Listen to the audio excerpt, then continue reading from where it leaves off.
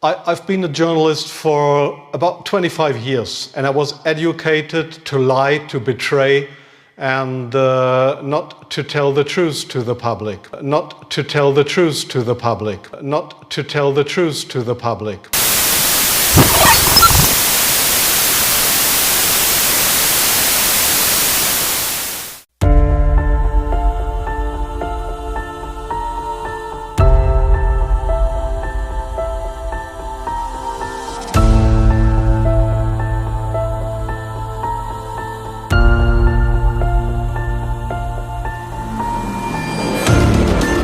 Well, I've been a journalist for about 25 years, and I was educated to lie, to betray, and not to tell the truth to the public. But seeing right now, within the last months, how the German and American media tries to bring war to the people in Europe, to bring war to Russia. This is a point of no return, and I'm going to stand up and say it is not right what I have done in the past, to manipulate people, to make propaganda against Russia, and it is not right what my colleagues do and have done in the past, because they are bribed to betray the people, not only in Germany, all over Europe. They are bribed to betray the people. They are bribed to betray the people. The reason writing this book was that I am very fearful of a new war in Europe, and I don't like to have this situation again, because war is never coming from itself. There is always people behind it to push for war. And this is not only politicians, this is journalists too.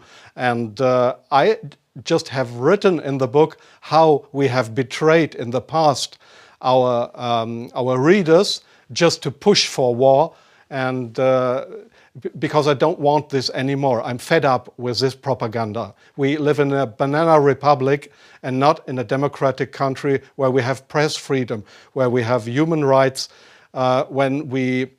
If you see the German media, especially my colleagues who day by day write against the Russians, who are in transatlantic organizations and who are supported by the United States to do so, well, people like me, I became an honorary citizen of the state of Oklahoma in the United States. Just why? Just because I write pro-American. I wrote pro-American. I was supported by the Central Intelligence Agency, by the CIA. Why? Because I should be pro-American. I'm fed up with it. I don't want to do it anymore. And so I've just written a book not to earn money. No, it will cause a lot of trouble for me, just to give the people in this country, in Germany, in Europe, and all over the world, just to give them a glimpse of a view what goes up behind the closed doors.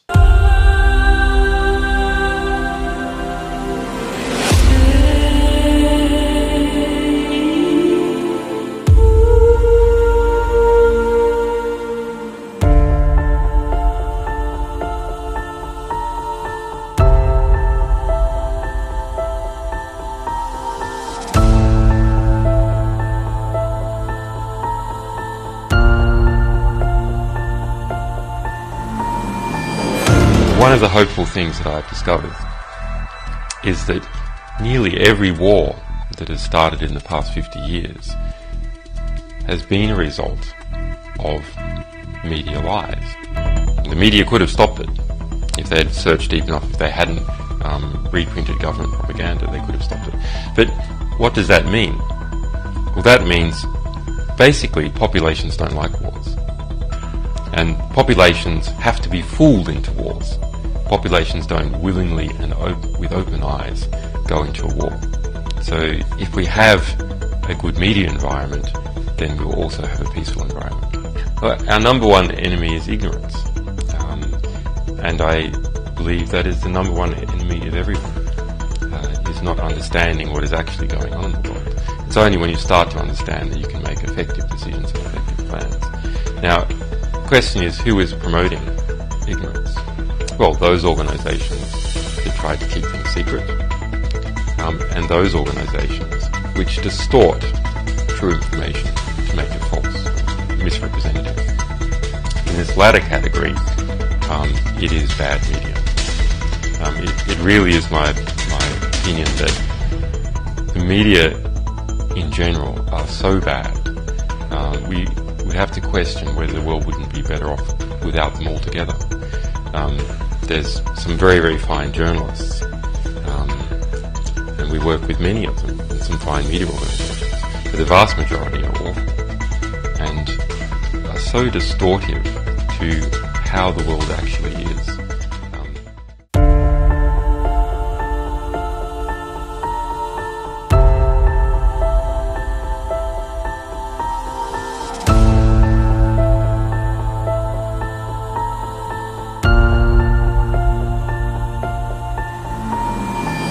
About my experiences being the crisis manager, the flu commissioner for Belgium, and highlighting the communication aspects there. And then you have one opportunity to do it right. I mean, day one is so important. In day one, you start your communication with the press, with the people, and you have to do it right. I mean, you have to go for one voice, one message. In Belgium, they chose to appoint a non-politician to do that. I mean, I have no party affiliations, and that makes things a little bit, at that time at least, a little bit easier, because you're not attacked politically, majority, minority. That doesn't come into play, and that was a huge advantage. The second advantage is that you can play in Brussels the complete naive guy and get a lot more done than you would otherwise be able to do.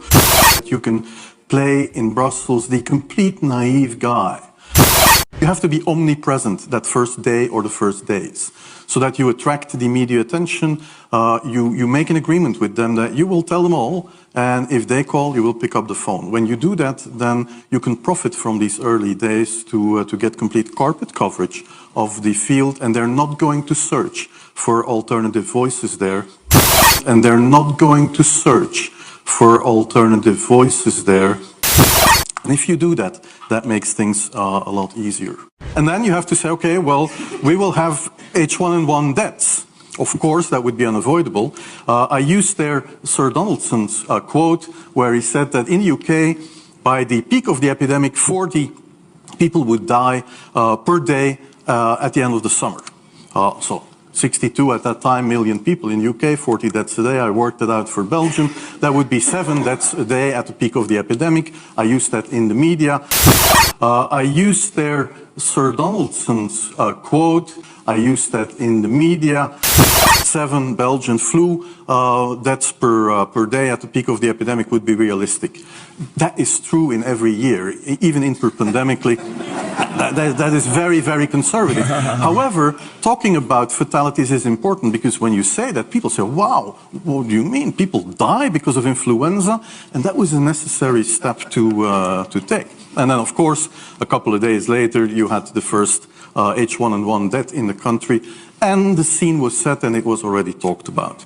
And then you had to pick who is going to be vaccinated first. And then, well, women and children first, whatever. Well, women and children first, whatever. I mean, risk groups, they were important. And then I misused the fact. And then I misused the fact that the top football soccer clubs in Belgium inappropriately and against all agreements vaccinated they made their soccer players priority people. So I said I can use that, because if the population really believes that this vaccine is so desirable that even the soccer players would be dishonest to get their vaccine, I said, okay, I can play with that. So I made a big fuss about this. I can play with that. So I made a big fuss about this. This is Van Ranst is raving mad, but it worked.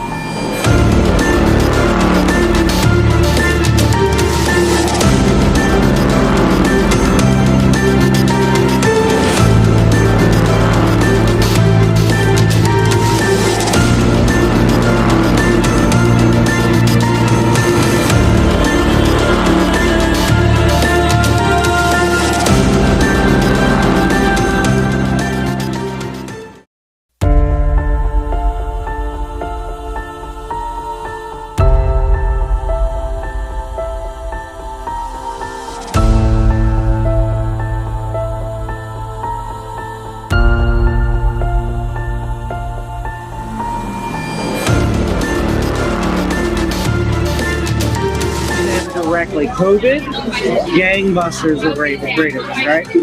Which is why we constantly have the death toll on the side, which I have a major problem with, that we're tallying how many people die every day. Because I've even looked at it and be like, let's make it higher. Like, why isn't it high enough, today? Like, it would make our point better if it was higher. And I'm like, what am I rallying for? That's a problem. Yeah. We're doing that, like this special red phone ring. Yeah. And they pick it up, and it's like the head of the network being like, there's nothing that you're doing right now that makes me want to stick. Put the numbers back up, because that's the most enticing thing that we have. So put it back up. So like things like that are constantly talked about. There's no such thing as unbiased news. Any reporter on CNN. Okay. What they're actually doing is they're telling the person what to say. It's always like leading them in a direction before they even open their mouth. And the only people that we will have on the air, for the most part, are people that have a proven track record of taking the bait. And the only people that we will have on the air are people that have a proven track record of taking the bait.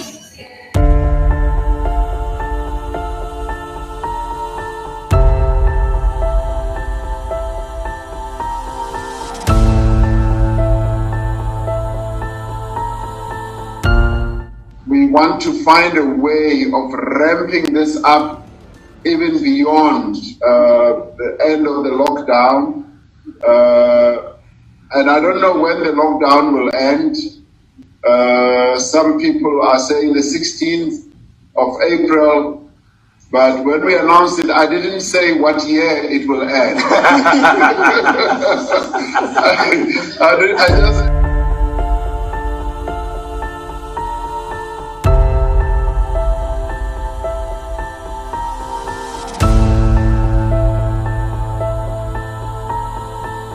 In een opwelling heb ik toen werd ik gebeld en in een opwelling heb ik wel gezegd, luister eens, we kunnen ook Wilders premier maken als je dat wilt, hè. Dus je doet het via ons voortaan. Ja, misschien moet je dit niet onthullen, maar dit is wel een beetje hoe het gaat. Luister eens, we kunnen ook Wilders premier maken als je dat wilt, hè. Dus je doet het via ons voortaan. Ja, misschien moet je dit niet onthullen, maar dit is wel een beetje hoe het gaat.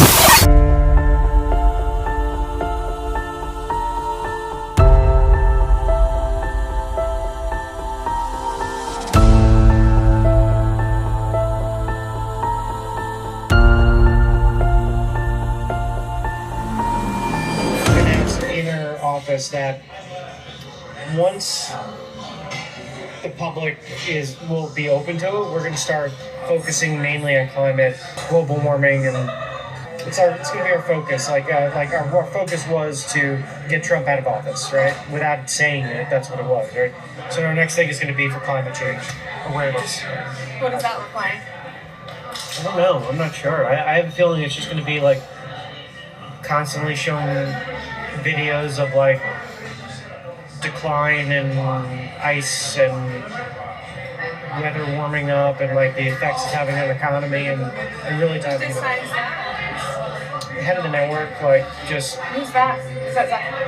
Zucker, yeah. I imagine that he's got his council and they've all like discussed like where they think So that's like the next pandemic like story like that will be to death. But that one's got longevity. You know what I mean? It's not like I think it's going to take years. So they'll probably be able to milk that for quite a bit. You know? So climate change overload. Be prepared. It's coming. Do you think it's going to be just like a lot of like fear, like climate? Yeah, fear sells. Do you think it's going to be just like a lot of like fear, like climate? Yeah, fear sells.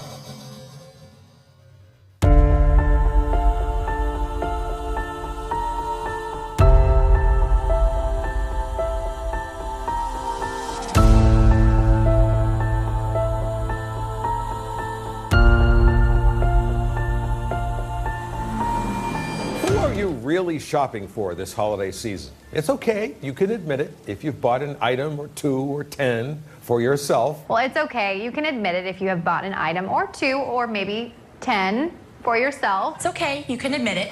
You've bought an item or 2 or 10 for yourself. It's okay. You can admit it if you bought an item or 2 or 10 for yourself. It's okay. You can admit it if you bought an item or 2 or 10 for yourself. It's okay. You can admit it if you've bought an item or 2 or 10 for yourself. It's okay. You can admit it, Todd. If you bought an item or 2 or 10 for yourself. It's okay. You can admit it.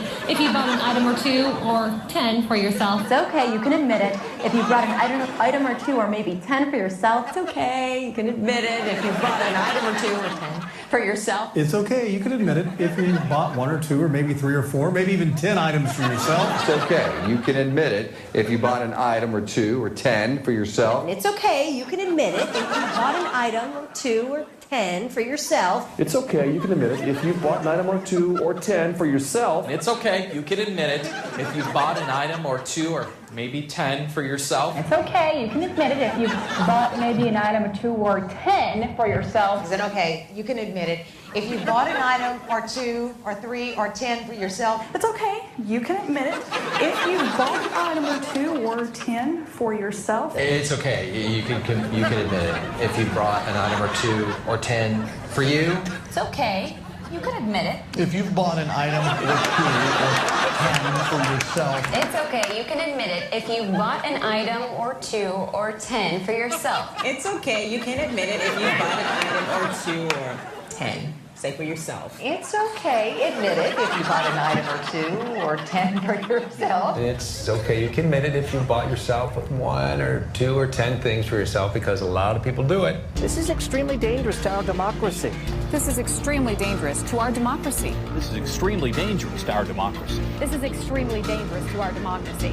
This is extremely dangerous to our democracy. This is extremely dangerous to our democracy.